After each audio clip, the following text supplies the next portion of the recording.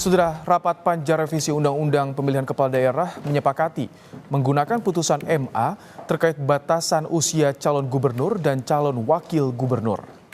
Saudara Menteri Hukum dan HAM. Pasal terkait usia batas minimal cagup dan cawagup berusia 30 tahun terhitung sejak pelantikan menjadi perdebatan di rapat panja DPR. Sejumlah anggota mempertanyakan pasal revisi Undang-Undang Pilkada ini akan mengikuti putusan Mahkamah Agung atau Mahkamah Konstitusi. Anggota balik DPR dari PDIP TB Hasanuddin menyatakan harus menggunakan keputusan dari MK, sedangkan Benny Kaharman dari fraksi Demokrat menilai putusan MK dan MA memiliki kesetaraan norma sehingga para anggota berhak mengambil sikap politis. Jangan kemudian berasumsi bahwa semua harus Februari. Saudara Menteri Hukum dan HAM. Dalam DIM nomor 68, 2 dalam kurung, calon gubernur dan calon wakil gubernur, calon bupati dan calon wakil bupati, serta calon wali kota dan calon wakil wali kota, sebagaimana dimaksud pada ayat 1. Nah, jadi calon. Kita belum berbicara bupati gubernur terpilih. DIM nomor 72D. Berusia paling rendah 30 tahun. Untuk calon gubernur dan calon wakil gubernur serta 25 tahun untuk calon bupati dan calon wakil bupati.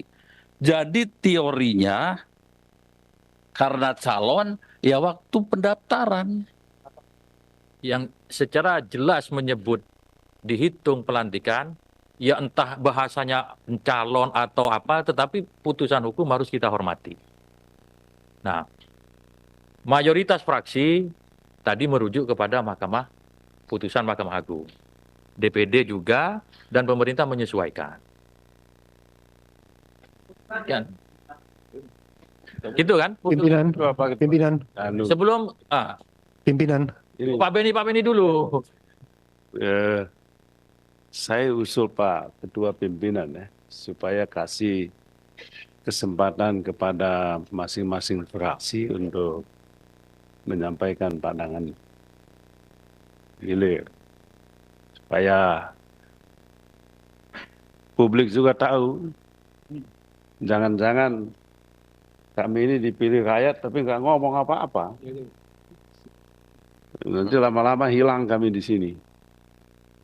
Problem kita dengan DIM 72 ini bukan soal apa yang sudah kita usulkan, tetapi ada 2 putusan dari 2 lembaga tinggi negara, 2 lembaga tinggi negara dan masih eksis.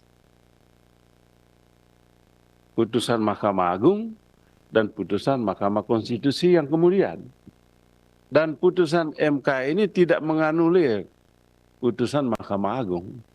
Ini kita kemudian jadi bingung milih yang mana. Nah, saya setuju dengan yang terhormat Pak Habib tadi, ini adalah pilihan politik tadinya. Pilihan politik kita yang ada di balik ini, mau pilih yang mana? Sebab kita nggak bisa gugat lagi ke MK, mana yang kau masukkan atau ke Mahkamah Agung. Kita menghormati 2 lembaga ini. Sama-sama lembaga tinggi negara. MK juga jangan anggap hebat sekali. Suka-suka bikin undang-undang. Suka-suka bikin aturan. Ambil alih kewenangan kita ini. Buat aturan lagi. Jadi kita tolonglah. Sungguh-sungguh kita ini. Bukan soal kita mau bela siapa atau siapa. Tapi norma hukum ada di sini. Dan pilihan yang mana? Pilihan politik. Dan itu sah. Menteri Dalam Negeri Tito Karnavian membantah tudingan rapat revisi Undang-Undang Pilkada dilaksanakan secara mendadak untuk merespons putusan uji material di Mahkamah Konstitusi soal batas usia calon kepala daerah. Tito menyebut revisi Undang-Undang Pilkada sudah diinisiasi oleh DPR sejak September 2023 dan mulai dibahas sejak Januari 2024 karena ada beberapa hal yang dinilai sudah tidak relevan dengan kondisi saat ini. Namun ketika disinggung soal ada upaya menganulir putusan MK, Tito enggan menjawab.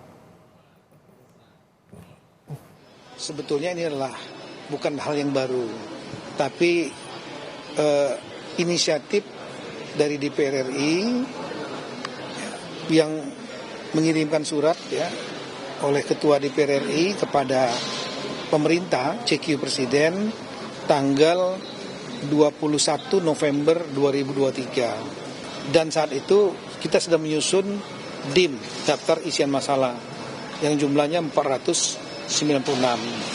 Ya, kita baru menerima kemarin tanggal 20 Agustus, ya otomatis kita menghormati untuk datang hadir sini, dan kami tadi menyampaikan ada dari DIM tersebut ada yang sudah nggak relevan lagi.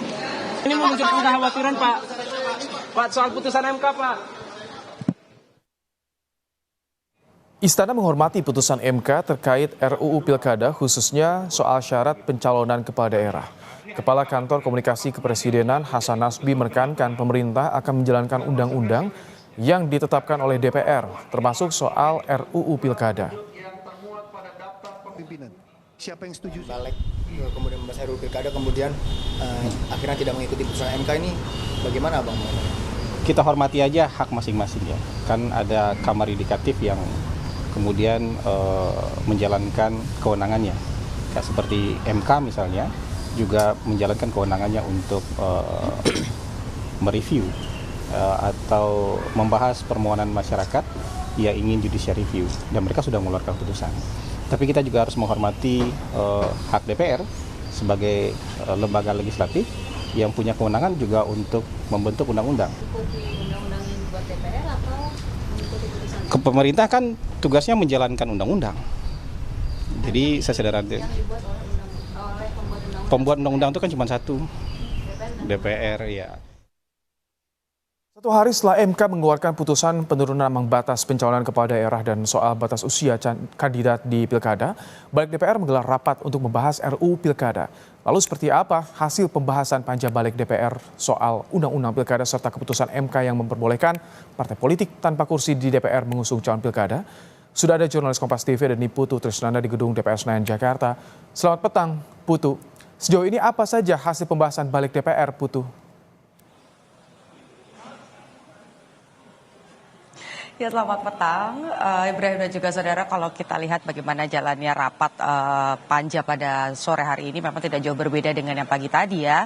Bagaimana kemudian hampir dari seluruh fraksi yang ada di ataupun mengikuti rapat panja ini menyetujui dan bersepakat untuk kemudian memasukkan hasil dari perubahan-perubahan yang tadi dibahas di Balik untuk kemudian disahkan di paripurna. Nah, kecuali satu partai, ya ini PDI Perjuangan. Saat ini yang sedang berlangsung di dalam adalah pandangan-pandangan fraksi terkait dengan apa yang sudah dibacakan, perubahan ataupun penyesuaian yang dilakukan. Sebetulnya poinnya hanya ada dua, Ibrahim dan juga saudara, yakni yang bertentangan dengan Mahkamah Konstitusi.